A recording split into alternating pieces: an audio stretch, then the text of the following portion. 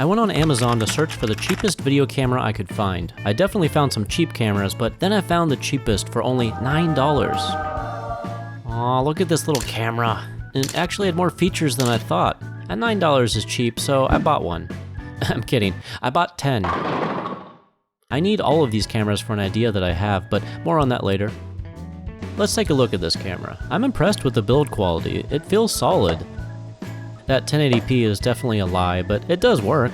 And it's so cheap, I'm sure I've paid more than $9 for some of my refrigerator magnets. And it has several built-in games, and of course I have no affiliation with this at all. I just found it on Amazon. So to see what it can do, I took it to my neighborhood trader's market.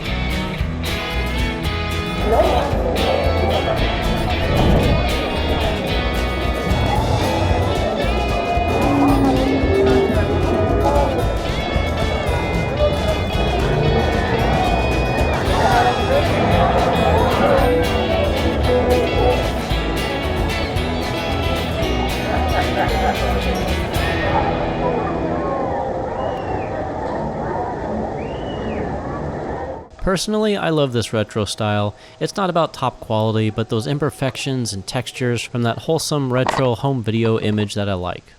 In fact, I like this so much, I decided to film this whole YouTube video on this camera, so every shot you see will be captured on this $9 camera. And I do mean every shot, even the behind the scenes of the behind the scenes, documentary director's cut of documenting the backstage, found footage of the making of, so yeah, all of it. I was thinking of different ways to use this camera, and since you can continuously power it, and the video files are pretty small, I just ran video for almost an hour and then sped it up to create a time-lapse photography. And this video is also a good experiment and exercise for me to try to focus on lighting to create a better image. And here I really took some time to set up the lights, and I don't think it looks that bad. It does sound bad.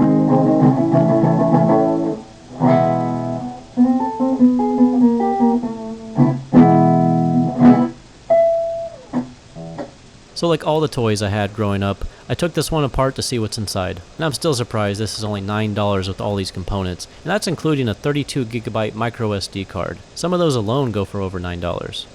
So this is the original microphone that came with this camera. I'm going to put in a new microphone to compare, so let's see if that's any better. I finally located that crappy little microphone, and I swapped it out for a better one.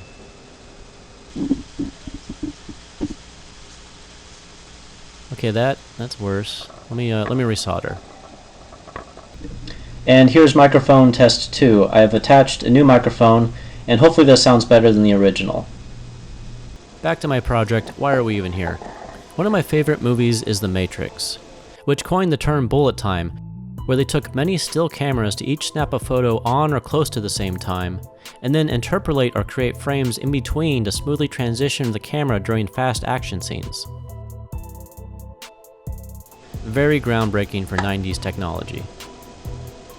So I'm going to use my 3D modeling skills to design and 3D print a rig to hold each of the cameras at the correct angle.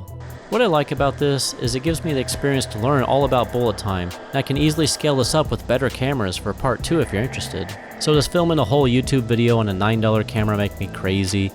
I don't think so. Me neither. And it took a few iterations, but I got all the pieces ready to assemble. And I really focused on keeping this lightweight, so I used very little material, but I added these indentions to give it extra strength. And I thought about editing out my failures, but hey, it's part of the process, so here we go. I first thought I needed to take still pictures of all the cameras to trigger at once. So I soldered wires to the push buttons, and created my own circuit boards and designed a 3D printed box so that when I close the lid, all switches connect each of the wires and they trigger to take a picture all at the same time. But then I compared the quality of the still from the video shown here versus a picture. And to me, the video still looks better. So I'm just gonna run video on all 10 cameras and then grab a still to interpolate between those frames.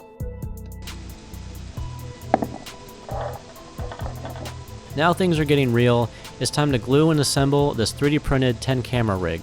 And it's hard to explain how nervous I was at this point. Okay, so I'm about to glue everything together and I'm nervous. Like, I think it's gonna work. It should work. It works in my head in theory, but anyway, once I glue it together, that's it. Any mistakes, I gotta reprint the whole thing. I hope it works. What do you think, Leo? Leo, is it gonna work? Yeah? Okay, thanks. But it doesn't. I thought I had it. It all assembled together, but you can see this is how the camera should fit. But I didn't account for these steep angles. So since I'm unable to install the cameras here, I was forced to redesign, reprint, and reassemble it all. Several days later, but here we are, and here's what it looks like.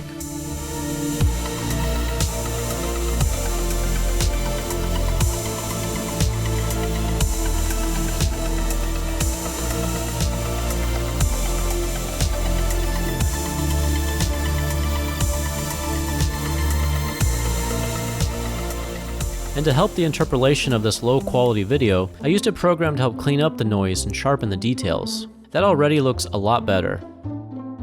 I aligned all the videos and grabbed frames, and I corrected the angle of the image if needed, and I removed the timestamp. I really wish there was a way to turn off the timestamp, but I didn't see that option in settings. The program I'm going to use to create those in-between frames is called Flow Frames. It comes with several different AI algorithms and different settings you can try if one doesn't work. I tried several ways, I had good and bad results, but here's what it looks like. This might be the very first bullet time ever taken of a cat. Maybe, I can't prove that, but hey, possibly, could be. It's not top shelf, but hey, it's better than I thought for a cheap $9 camera. And it's worth mentioning that since it's only $9, I can buy more of them, and I feel more comfortable modding it. I'm not worried about it breaking or not working. I know so much more now about bullet time than I ever did before, and I can scale it up to make something better and more professional next time. This has been a fun project. I enjoyed it, and I hope you did too. I'll be back to my regular programming projects soon, so keep an eye out for that. Hope to see you again. Let's hang out again sometime, and see you next time.